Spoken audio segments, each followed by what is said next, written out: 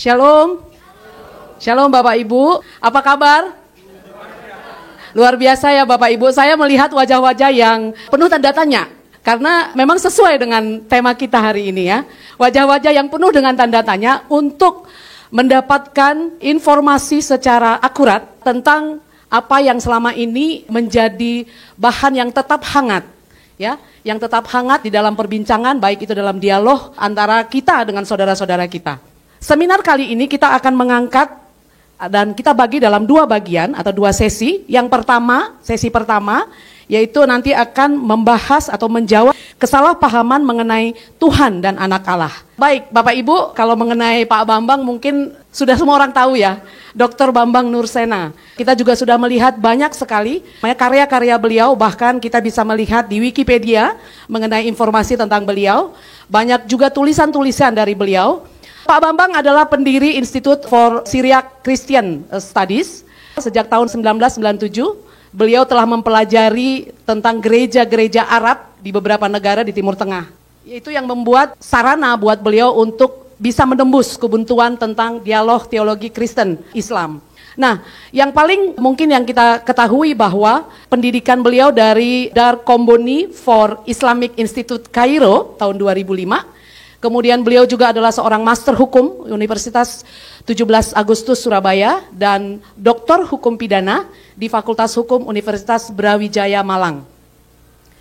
Yang jelas bahwa Pak Bambang, beliau tetap konsisten dalam melakukan jembatan atau menjembatani dialog mengenai Kristen dan Islam.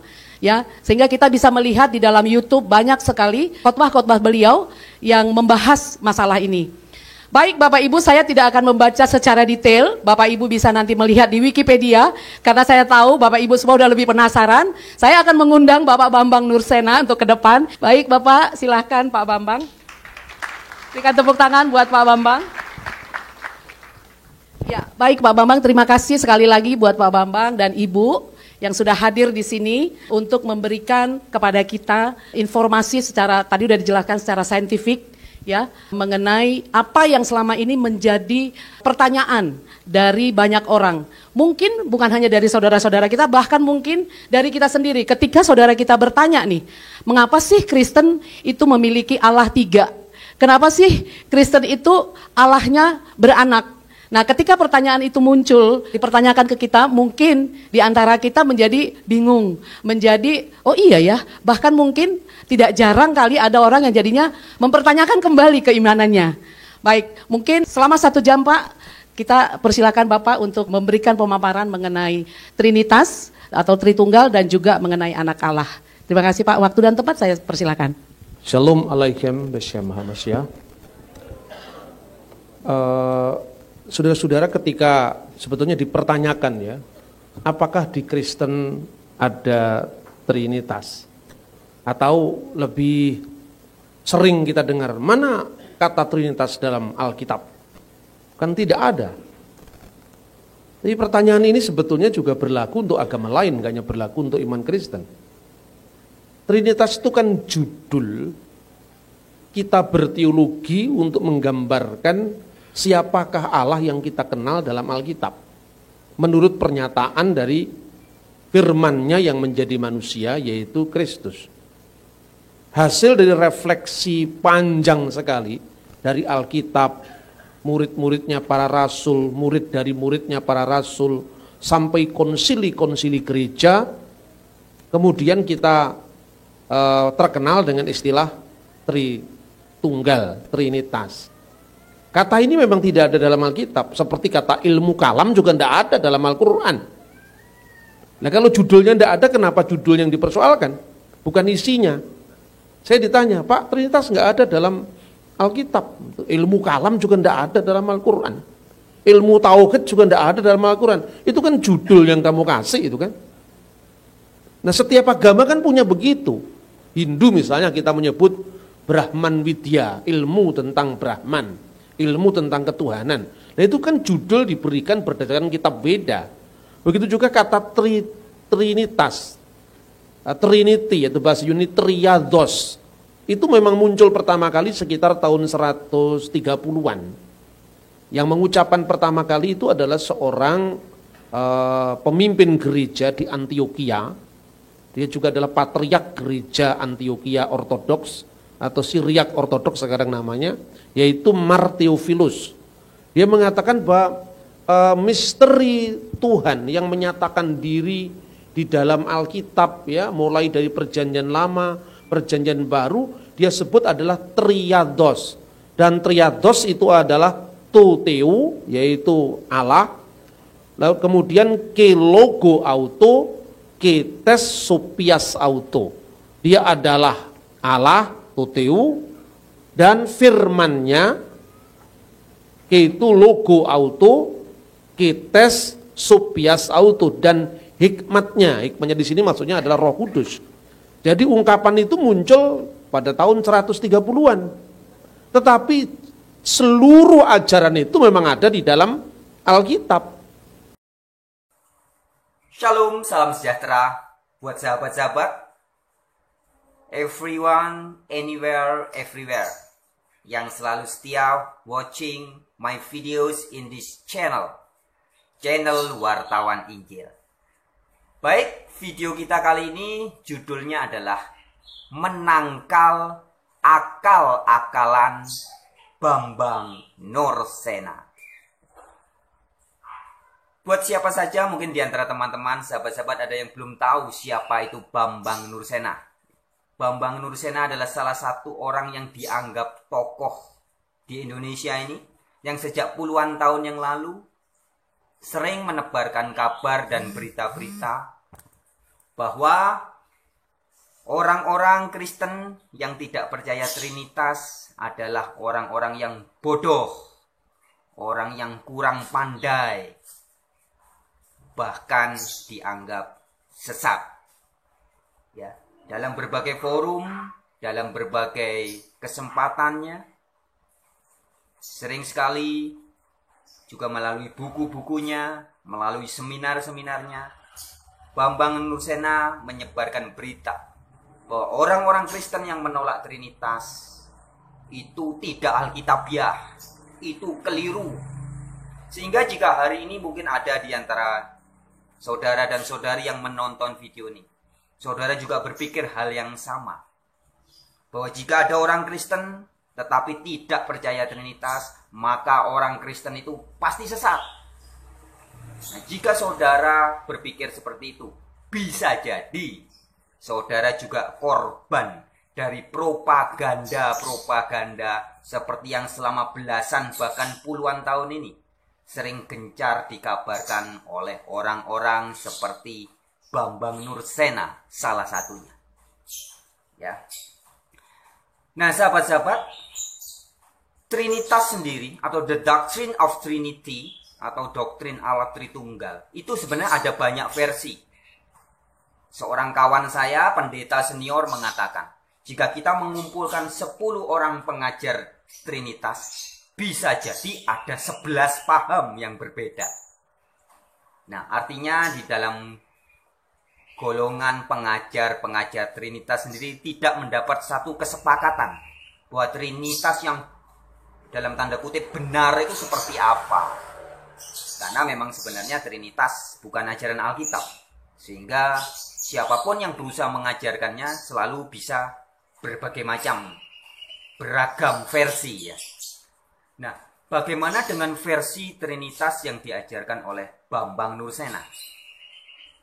Untuk lebih jelasnya, kita bisa melihat cuplikan dalam videonya yang berikut ini. Saudara, betapa gencarnya kampanye anti Trinitas yang sekarang ini tidak hanya dilakukan oleh orang-orang yang berada di luar iman Kristen yang posisinya menyalahpahami iman Kristen, tetapi juga dilakukan justru oleh orang-orang Kristen sendiri yang tidak pandai memahami ajaran kitab suci. Terlebih-lebih dia tidak memahami sejarah gereja, sehingga Trinitas mereka tidak bisa membedakan dengan Trinisme. Trinitas sebagaimana kita bahas dalam pembahasan kita sebelumnya, bukan berbicara tentang jumlah, tetapi bicara tentang kebagaimanaan Tuhan. Ungkapan Arab untuk Trinitas seperti yang sudah saya kutip dari buku Abuna Fadil Sidarus adalah As-Salus Al-Ahad, Salusul Ahad, bukan Salisu Salasya, sebagaimana yang sering sekali disalahpahami oleh pihak luar Kristen, secara khusus yang menggunakan teks dalam Al-Quran yang intinya kafirlah orang yang mengatakan bahwa sesungguhnya Allah adalah ketiga dari yang tiga. Laqad kafara alladziina qalu innallaha salisu salasya. Tritunggal itu bukan bicara tentang tiga pribadi yang terpisah, tetapi bicara tentang Allah yang esa. Allah yang esa itu eksistensinya dikiaskan dengan Bapa. Lalu di dalam diri Allah yang esa itu ada firman-Nya yang kekal dan roh-Nya yang kekal yang selalu. Nah, sahabat-sahabat, tadi kita sudah sama-sama menonton cuplikan pengajaran Trinitas versi Bambang Nursena. Ada beberapa poin tadi ya di videonya, kita bisa menangkap dengan jelas bahwa dikatakan bahwa orang-orang yang tidak percaya Trinitas sebagai orang yang kurang pandai dalam memahami ajaran kitab suci. Jadi menurutnya kalau pandai memahami kitab suci pasti percaya Trinitas, begitu kira-kira. Padahal sahabat-sahabatku, di dalam Yesaya pasal yang kelima ayat 21 ada tertulis demikian. Celakalah mereka yang memandang dirinya bijaksana, yang menganggap dirinya pintar. Jadi celaka. Orang-orang yang merasa pintar, yang merasa pandai itu celaka menurut Yesaya 5 ayat 21. Ya. Kemudian juga di kitab Perjanjian Baru dikatakan orang-orang yang merasa pintar dan pandai akan dipermalukan oleh orang-orang yang dianggap biasa oleh dunia ini.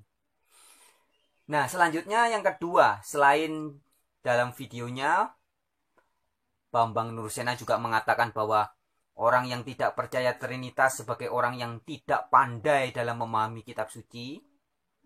Dia juga mengatakan bahwa Trinitas itu pada hakikatnya bukan tentang jumlah, tapi soal tentang kebagaimanaan Allah. Yaitu menurut Bambang Nursena, dalam dirinya Allah itu, ya, jadi Allah versinya Bambang Nursena, dalam dirinya itu ada Bapa, ada Yesus, kemudian ada Roh Kudus. Inilah Allah. Jadi Allah itu ada Bapanya, ada Yesusnya, ada Roh Kudusnya. Jadi ini bukan tentang jumlah. Bukan jumlah katanya, tapi tentang kebagaimanaan. Nah, hari ini kita akan membedah. Kita akan membongkar bahwa ini sebenarnya hanya akal-akalan dan sama sekali bukan ajaran Alkitab. Sahabat-sahabatku, benarkah Trinitas bukan jumlah? Siapapun sesungguhnya anak TK, anak SD, anak SMP, ketika melihat atau membaca kata tri atau tiga, itu jelas sadar dan paham bahwa ini bicara tentang jumlah. 1, 2, 3, 4, 5, 10, ini bicara tentang jumlah. Jelas. Bicara tentang keberapaan. Oh 3, oh berarti ada 3. Dwi berarti ada 2. Tunggal berarti ada 1. Tri berarti ada 3. Nah, jadi argumen bahwa Trinitas ini bukan bicara jumlah, ini jelas hanya suatu silat kata suatu akal-akalan dan sama sekali bukan kejujuran apalagi kebenaran. Trinitas jelas menunjuk kepada tiganitas. Dari tres personae, bahasa Latinnya, tres personae, 3 pribadi, una substantia, 1 substansi. Jadi 3 pribadi yang 1 substansi, itu jelas 3. Ini bicara tentang jumlah. Jumlahnya ada berapa? 3. Jadi argumen bahwa, oh ini bukan tentang jumlah, tapi tentang kebagaimanaan. Ini hanya bahasa silat lidah, silat kata, atau akal-akalan saja. Itu yang pertama. Kemudian yang kedua. Sekarang mari kita bahas. Kalau memang mau jujur bahwa tiganitas ini bukan soal jumlah, tapi tentang kebagaimanaan. Sekarang mari kita bahas tentang kebagaimanaan Allah menurut Alkitab. Jadi Allah kalau menurut ajaran versinya Bambang Nursena, Allah itu tiganitas. Karena Allah terdiri dari bagian Bapanya, ada Yesusnya, dan ada Roh Kudus. Jadi 3 bagian. Dalam diri Allah yang satu ini ada 3 bagian. Ada Bapanya, ada Yesusnya, dan ada Roh Kudusnya. Ya. Nah, sekarang mari kita lihat apa kata Alkitab.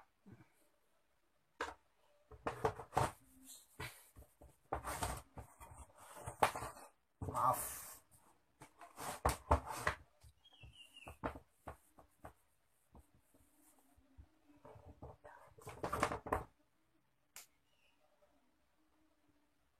Apa yang Alkitab katakan?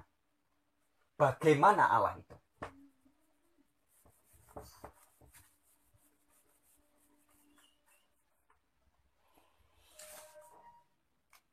Di dalam Yohanes pasal 4 ayat 24, Alkitab berkata, ya kalau kita bicara tentang kebagaimanaan ini ya. Bentar, tulis dulu di sini.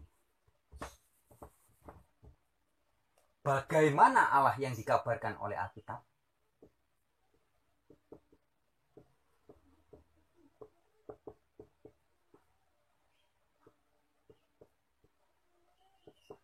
Bagaimana Allah menurut Alkitab? Kita lihat.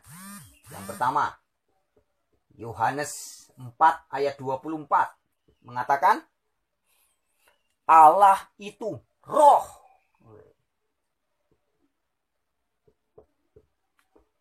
Jadi tidak pernah ayat Alkitab mengatakan Allah itu pribadi atau tres personae, 3 pribadi, tidak pernah. Tapi dikatakan Allah itu roh. Kemudian bagaimana lagi? Ayat Alkitab juga mengatakan, Ulangan 6 ayat 4, Yohanes 17 ayat 3, Markus 12 ayat 29, dan banyak ayat lainnya. Ya, banyak sekali ini ayatnya. Galatia juga dikatakan. Kemudian Galatia 3 ayat 20 ya. 1 Timotius 2 ayat 5, Pak.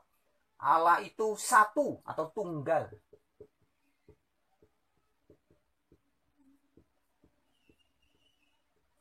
Satu. Kemudian apalagi yang dikatakan oleh Alkitab? Allah itu punya mata. Alkitab tidak menjelaskan apakah matanya Allah seperti mata elang, atau seperti mata manusia, atau seperti apa, tidak. Tapi Alkitab menjelaskan Allah itu punya mata. Ayatnya ada di Yesaya. Ya.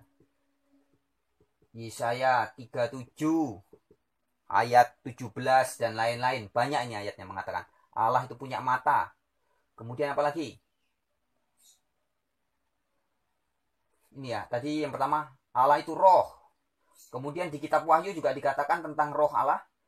Allah mengutus 7 rohnya. Ya, di dalam kitab Wahyu. Wahyu pasal 5 ayat 6.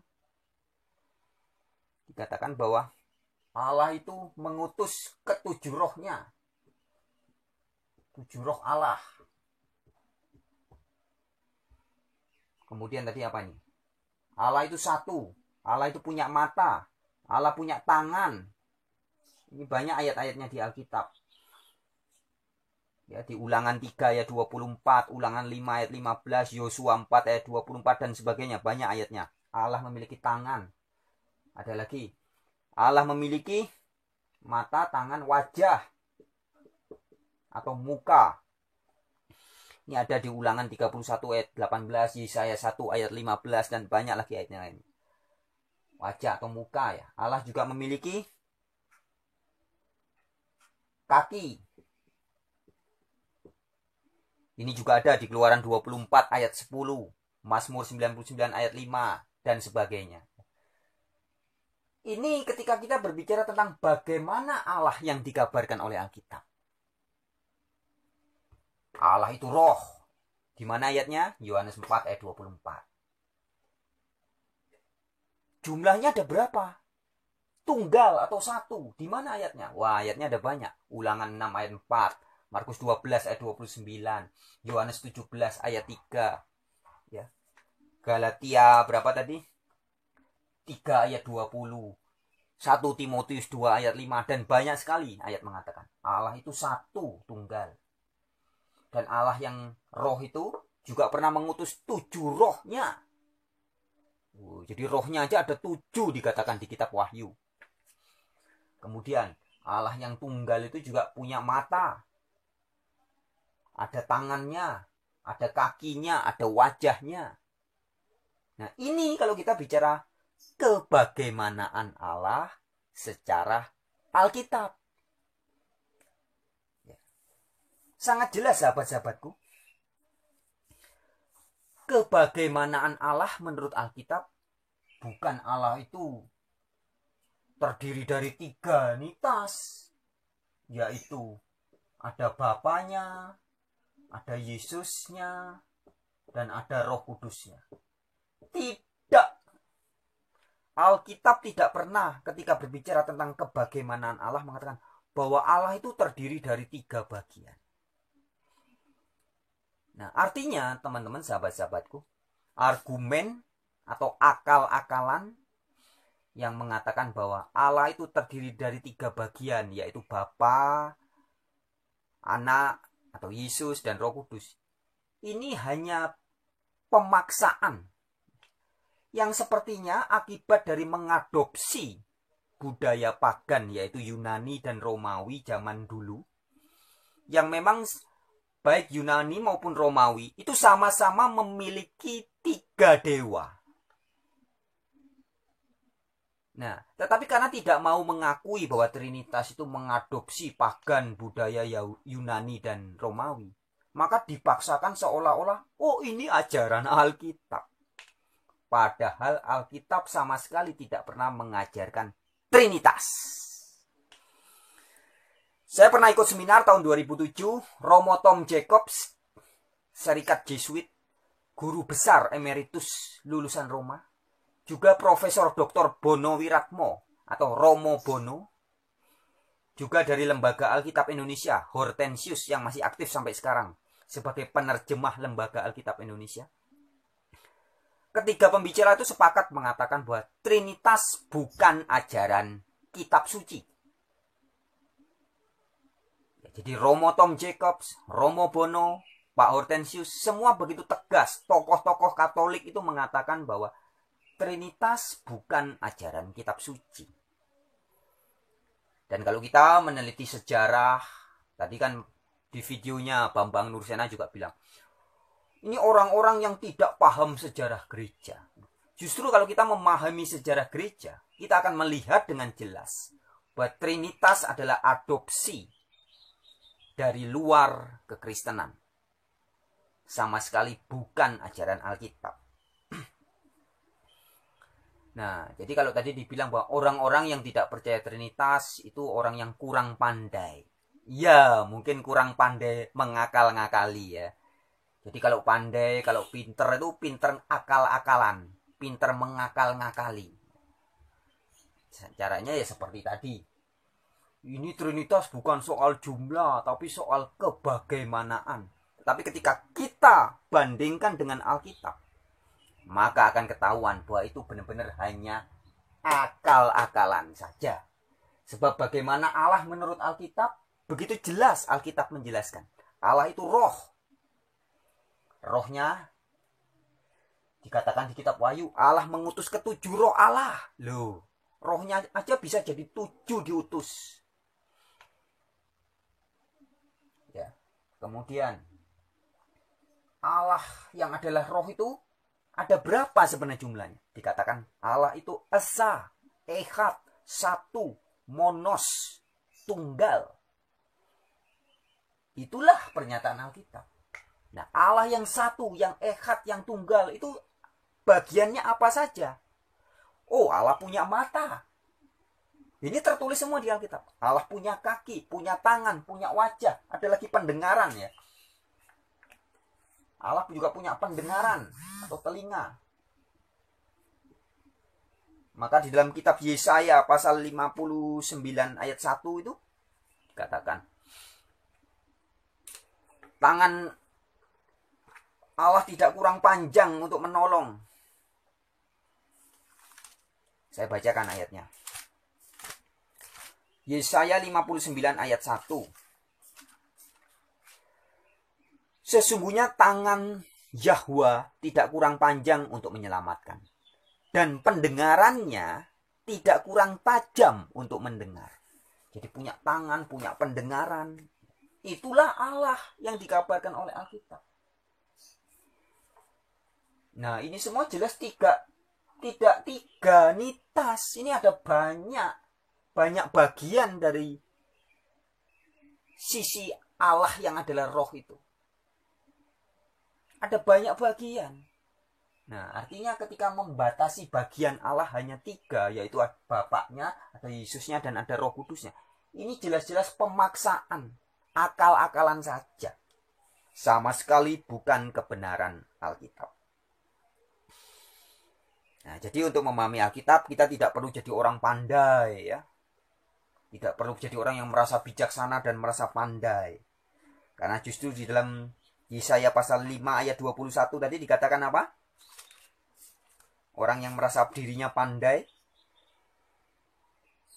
celakalah mereka yang memandang dirinya bijaksana dan menganggap dirinya pintar. Jadi untuk memahami Alkitab itu tidak perlu merasa pintar dan bijaksana. Tidak perlu merasa pandai. Tetapi yang penting adalah jujur di hadapan firman Allah. Begitu sahabat-sahabatku.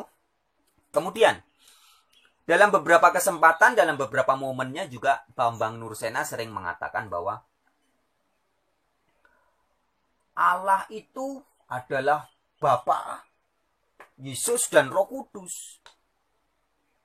Kemudian ayat-ayat yang dipakai seperti tulisan-tulisan dari murid-muridnya Rasul katanya.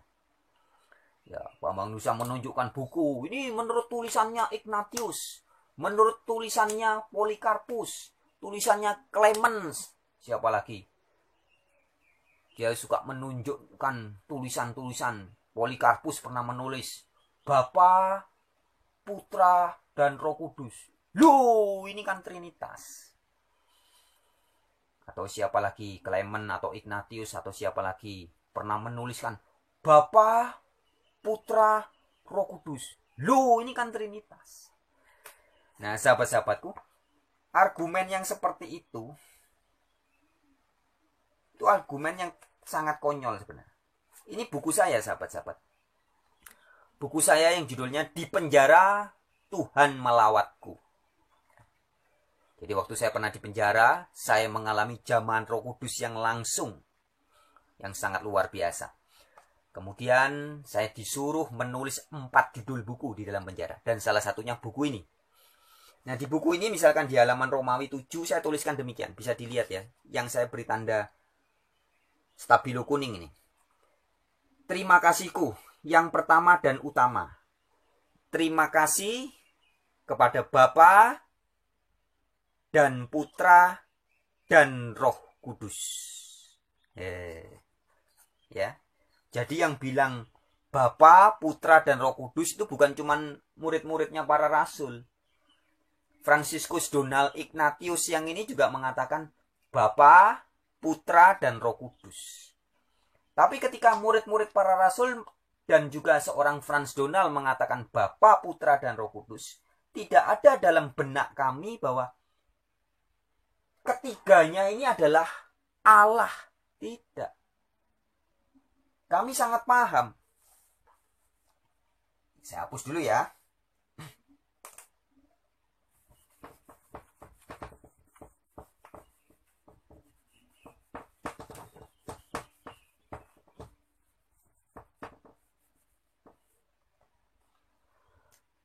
Alkitab memang berulang kali menyebut kata Bapa,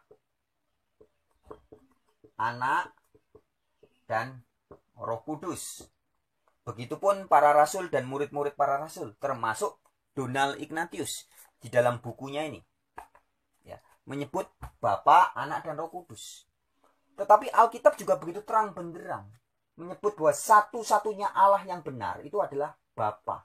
Ayatnya di mana? Yohanes 17 ayat 1 sampai 3. Surat-suratnya para rasul, surat-surat Rasul Paulus semua juga mengatakan bahwa Bapa inilah Allahnya Yesus Kristus. Dalam semua surat-surat Rasul Paulus mengatakan God and Father of our Lord Jesus Christ. Allah dan Bapa dari Tuhan kita Yesus Kristus. Jadi semua pengikut Yesus abad pertama dan para rasul paham Bapa ini adalah satu-satunya Allah yang benar. Anak ini siapa? Ini Yesus, utusan Bapa. Ayatnya di Yohanes 17 ayat 3 tadi. Yesus adalah utusan Bapa. Yesus berulang kali mengatakan, Bapa mengutus aku diutus Bapa. Bapa mengutus aku diutus Bapa. Kemudian Roh Kudus, ini kuasa Allah.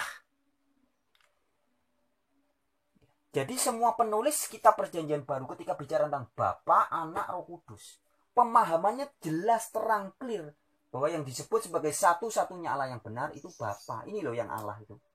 Bapa ini Allah. Theos. Yesus ini utusan dari Allah. Roh Kudus adalah kuasa kudus yang dikirim oleh Allah.